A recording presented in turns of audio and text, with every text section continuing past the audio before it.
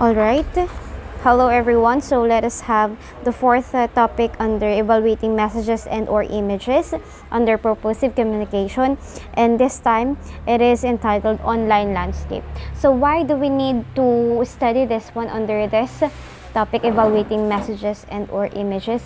It is because we have the different language landscape, okay, and we need to know on where the sign is being posted, because the interpretation might be different from one landscape to another. So people who go online are called netizens, an abstraction of the words internet and citizen. Netizens are metaphorically considered as the citizens of the virtual world. So I know that you are also considered a netizen. So three of the many media in this landscape are the following. We're just going to discuss three, but actually there are a lot of language landscape. First one is YouTube. YouTube is a proper noun. Okay, so although YouTube videos cannot specifically be considered as signs or symbols, because of course, as if you're just going to see that one and maybe a person doesn't have any background of it, he or she doesn't know what what it's all about. But YouTube video producers use symbols and signs generally inclusive in the language used to convey the message they want to express. It is difficult to generalize the use of YouTube, whether for research, entertainment, or extensive advertisement, because everything is already here.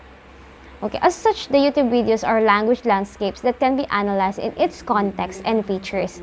So here, we use the bottom up approach because the interpretation comes from the viewers. Okay, so it depends on the culture of the viewer. So while there is certainly some similarities between television and YouTube, it is also has been described as being post-television. YouTube, that is post-television. Some media researchers believe that television differ from YouTube, of course. Television tends to be filmed and recorded from a studio and is centered, while YouTube videos may be recorded by people who have recording gadgets at home, which can be decentered. So, anyone could already have their own account, unlike if you're just going to watch a television. Of course, not all have their access on how to make recorded videos to be shown through the TV. Also, television tends to have a hierarchy of discourse, with some channels and programs being more prestigious than others. This may depend on the institutional voice of the channel or program or the kind of people producing the content. YouTube, however, is not hierarchical. So, yes, while content is searchable and ordered so that viewers can find material, none of it is presented by the platform as more prestigious than anything else.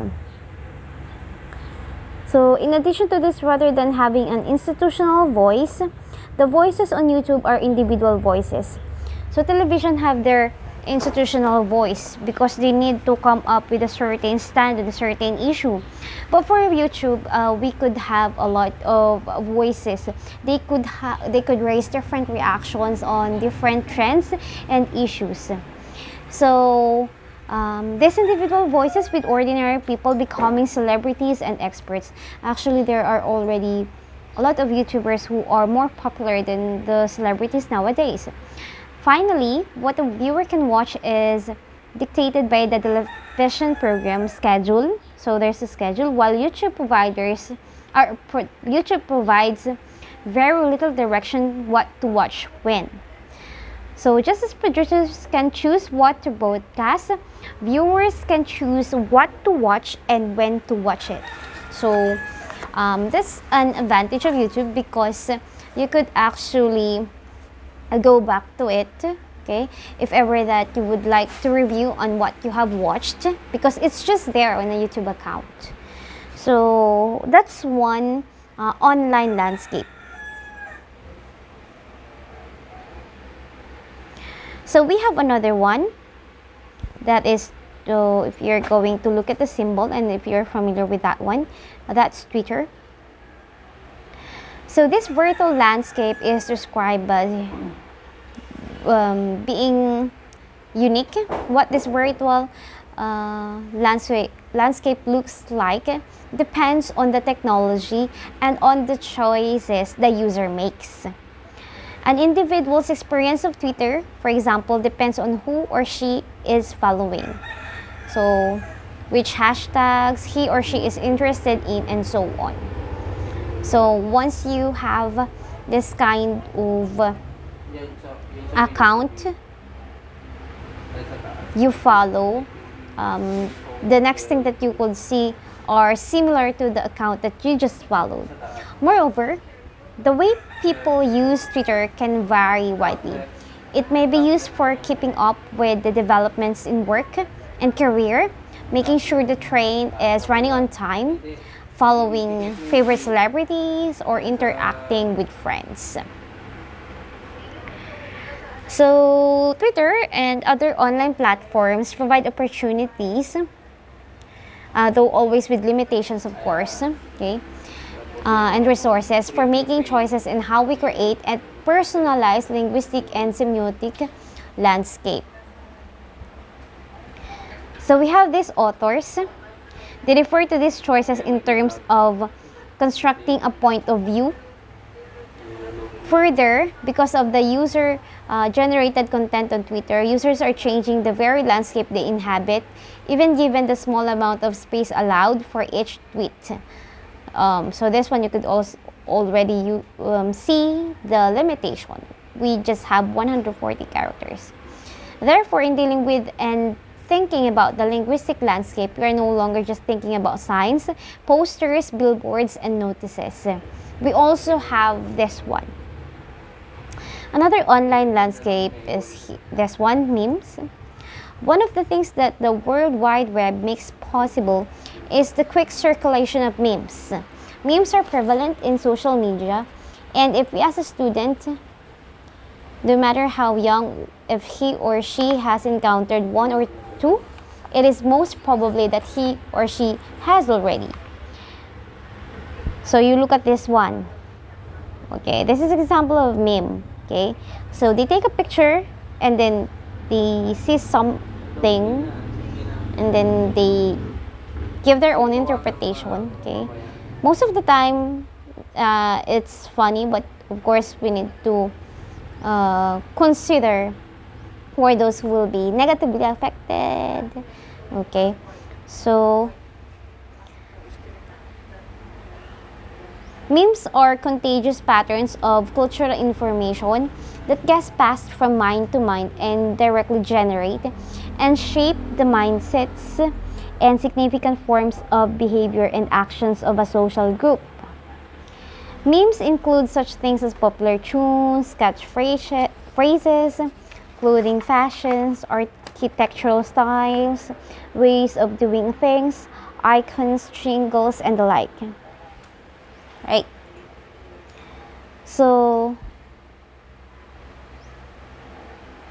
as what I have said, memes are a striking example of extensive bottom-up activity that changes the linguistic landscape.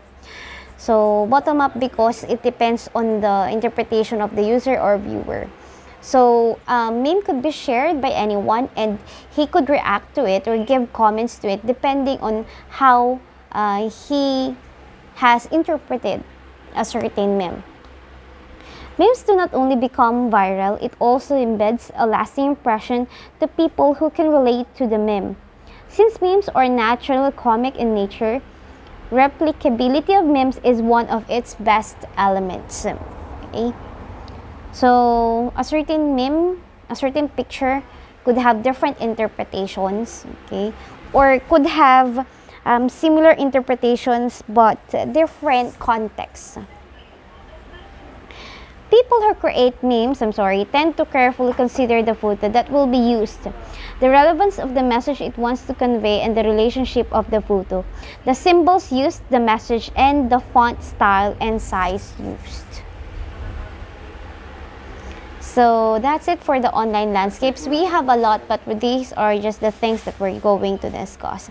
So in evaluating messages and or images, we need to know if it's a tweet, if it's a meme, if it's it comes from YouTube, okay?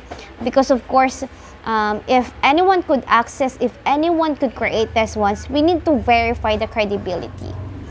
So that's it for today. Thank you so much for listening.